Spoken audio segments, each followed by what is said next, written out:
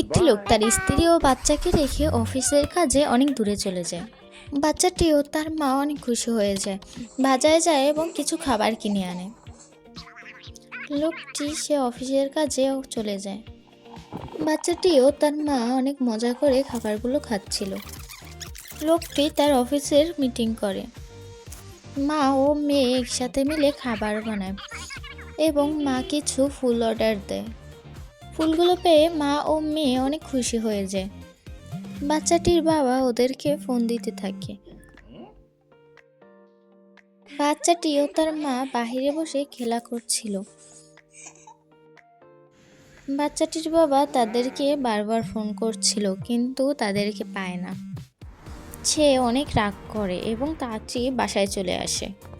বাসার গেট খুলে সে অবাক হয়ে যায়, কারণ তার জন্য সারপ্রাইজ সাজাচ্ছিল তার মেয়ে ও স্ত্রী। তারা সবাই অনেক খুশি ছিল।